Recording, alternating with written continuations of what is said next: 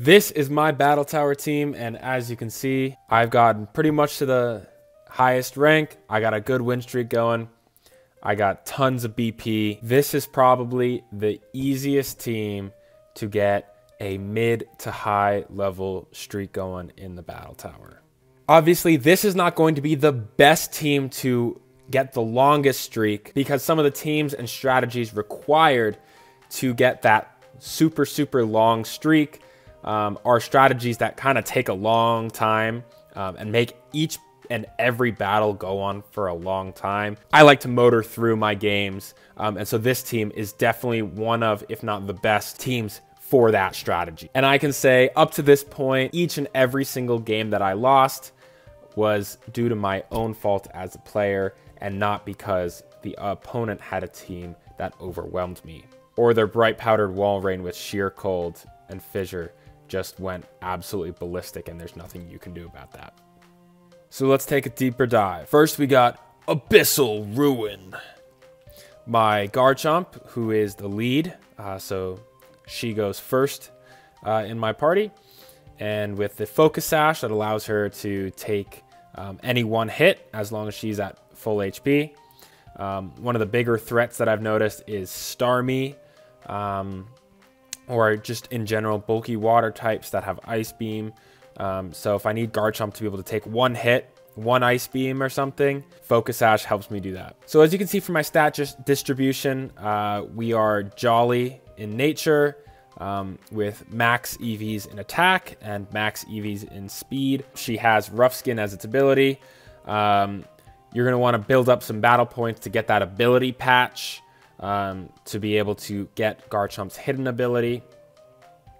But fortunately enough, you don't need Rough Skin on this team to get a good win streak going, so you can save up battle points pretty easily to get it. My Garchomp is pretty close to perfect IVs. All my Pokemon are pretty close to perfect IVs, but this is definitely not a team where you need to have perfect IVs to be successful, although at least having good or perfect speed IVs will definitely help you significantly.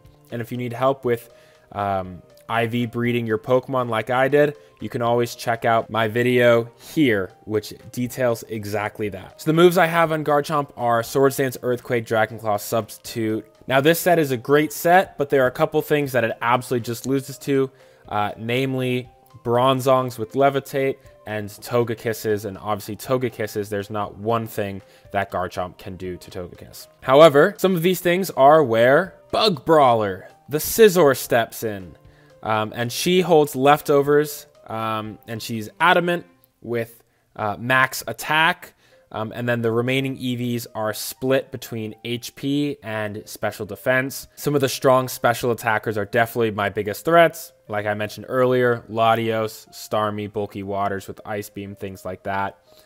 So that the extra special defense investment helps Scizor to be able to take a bunch of those things. And the set that I'm running is Bullet Punch and X-Scissor for attacks, and then Swords Dance plus Roost. And so Scizor is pretty much an automatic win if the opponent has anything that she can set up on and roost on reliably. Because if you can roost up reliably, you can just go for Swords Dance, Swords Dance, Swords Dance, get max attack, and pretty much fly through just about everything with Bullet Punch. Now, a big thing to notice here is that the ability has to be Technician. Technician is a key ability here because it makes Bullet Punch do 50% more damage, so it's kind of a must-have. And the last Pokemon on my team is my guy, Shwed.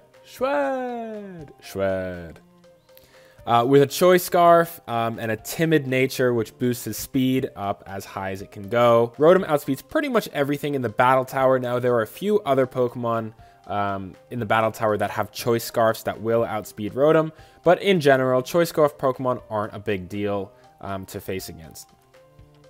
Now, the set that I run with Rotom is Thunderbolt, Hydro Pump, Nasty Plot, and Trick. And you might be asking, why do you have Nasty Plot on a Choice Scarf Pokemon? And obviously the answer is because of Trick.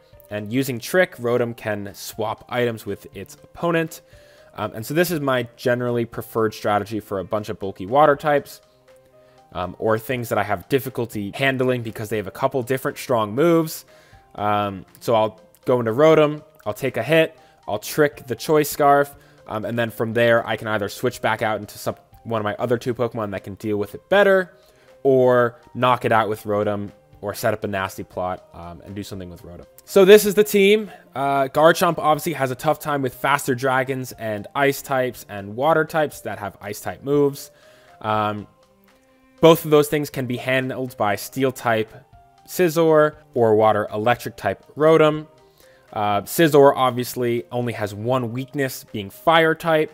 And obviously both Garchomp and Rotom both resist fire type and hit fire types back super effectively with strong water and ground type moves respectively. And finally, Schwed only has one weakness, and that's grass type moves, which Scizor quad resists. So Scizor is able to handle those things pretty darn well. So with a basic team like this, it won't take forever to build up a streak.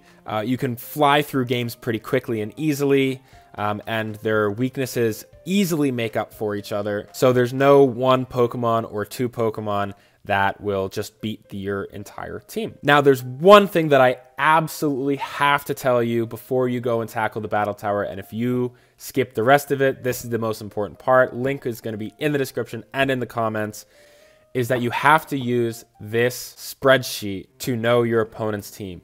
Every single opponent you can face, every single NPC that you can face in the Battle Tower has a pre-selected set of 3 or 4 teams that they can use. So if you just pay attention to the trainer's name and what is the first Pokemon that they send out, you can almost always narrow exactly what their entire team is down.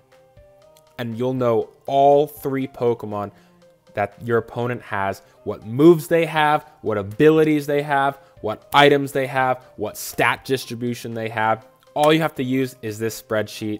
I recommend making a copy of it so that you can use and edit on your own. And now, obviously, you don't have to use it for every single game, but there are going to be certain teams that you're probably going to struggle with, and so it's worth having it handy and available to use as necessary. This has been the video. Let me know if you still have any questions in the comment section below. Remember to subscribe for more awesome content. And this has been Crowned Duskull of the Thick Players Club. I'll see you all in the next one. Peace.